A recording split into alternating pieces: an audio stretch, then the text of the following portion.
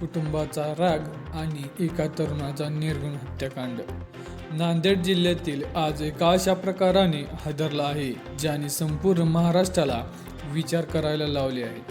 सक्षम ताटे आणि आंचल मामिडवार या प्रेम प्रकरणाची ही कथा आणि या प्रेमाचा भयानक शेवट समाजाला हादरून सोडणारा. सक्षम ताटेचे वय 20 वर्ष आणि आंचल मामिडवारचे वय 21. हे दोघे जवळपास 3 वर्ष रिलेशनशिपमध्ये होते. कॉलेजमध्ये भेट झाली आणि हळूहळू मैत्री वाढली आणि प्रेमाचं रूपांतर झालं.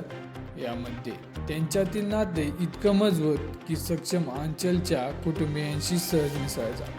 सोशल मीडियावर व्हायरल झालेल्या एका व्हिडिओमध्ये तर सक्षम, आंचल आणि तिचे वडील गजानन मामिडवार तिघेही भीम जयंतीच्या कार्यक्रमात एकत्र नाचताना दिसतात. म्हणजे नात्यावर कुटुंबाचा विरोध होता हा मोठा प्रश्नच आहे. प्रेमात कोणतीच जात नसते, पण समाज अजूनही या चौकटीत अडकलेला आहे. सक्षम दलित समाजाचे SC, आंचल आणि ही OBC समाजाचे. दोघांचं प्रेम जसं जसं गंभीर होत गेलं तसे तसे कुटुंबियातील ताण निर्माण होत असल्याची माहिती समोर येत आहे. आंचलचा दावा असा स्पष्ट आहे की माझ्या कुटुंबियाने जातीमुळे सक्षमला स्वीकारले नाही आणि म्हणूनच त्याला मारण्यात आले. ही फक्त हत्या नव्हे तर सन्मान हत्येचा होनर किलिंग संशय निर्माण करणारी घटना आहे. 27 नोव्हेंबरची संध्या आणि सक्षम आणि त्याचे मित्र गुजानगंज आणि मिलिंदनगर भागात बसलेले होते. तेव्हा अचानक आंचलच्या कुटुंबियातील सदस्य तेथे पोचले. वाद, शिवीगाळ, ढकलाढकली झाली आणि पुढच्या क्षणी गोळीचा आवाज. सक्षमवर गोळी झाडण्यात आली असा आरोप आहे. गोळी लागल्यानंतर तो खाली कोसळला आणि त्यानंतर त्याच्या डोक्यावर जड वस्तूने, टाईलने किंवा पाटीने वार केला गेल्याचे प्राथमिक तपासात पुढे आले आहे. सक्षम गंभीर जखमी अवस्थेत जमिनीवर पडला होता. काही लोकांनी त्याला वाचवण्याचा प्रयत्न केला. रुग्णालयात हलवण्यात आले, पण डॉक्टरांनी तोवर सांगितले सक्षम मृत स्थितीत आहे. त्याच्या मृत्यूने संपूर्ण मिलिंदनगर परिसरात एकच खळबळ आली.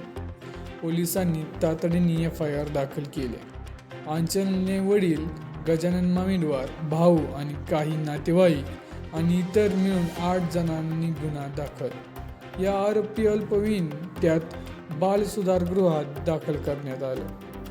गुन्हेगारीचे कलम म्हणजे हत्या, कट रचणे, शस्त्र कायदा, SC/ST अत्याचार प्रतिबंध कायदा या सर्वांगत कारवाई सुरू आहे. त्याचबरोबर सक्षमचा मृतदेही हॉस्पिटलमधून बाहेर काढल्यानंतर आई, बहीण आणि आंचल यांचे हृदय पिळवटून टाकणारे दृश्य दिसले.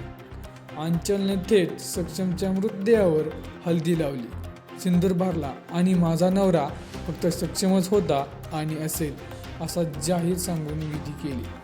अशी घटना महाराष्ट्रात कदाचित पहिल्यांदाच पाहायला मिळाली. सोशल मीडियावर हे दृश्य लाखो लोकांनी पाहिले आणि तिच्या धैर्याचं कौतुक केलं.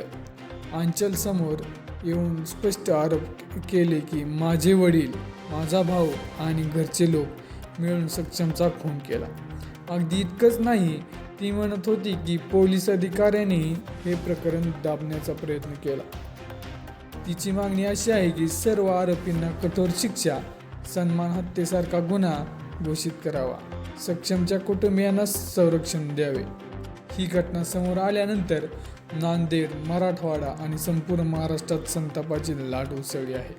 समाजातील विविध संघटना, दलित आंदोलन आणि नागरिक सर्वजण न्यायाची मागणी करत आहेत. सोशल मीडियावर जस्टिस फॉर सक्षम हा हॅशटॅग हजारो लोकांनी वापरला आहे.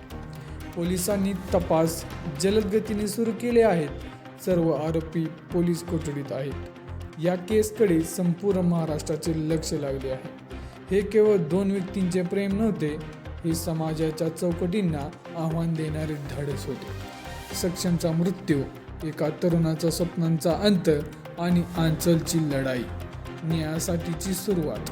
ही घटना आपल्याला एकच प्रश्न विचारते, प्रेम जिंकणार की जात?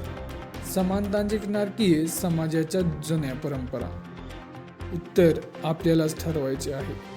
तर अशा प्रकारे ही बातम्या पुढील न्यूज आपल्याला मिळत राहतील त्यासाठी आपण आपल्या चॅनलला सबस्क्राईब करावे आणि लाईक करावे व ही घटना आपल्या व्हॉट्सअप ग्रुपमध्ये शेअर करावी.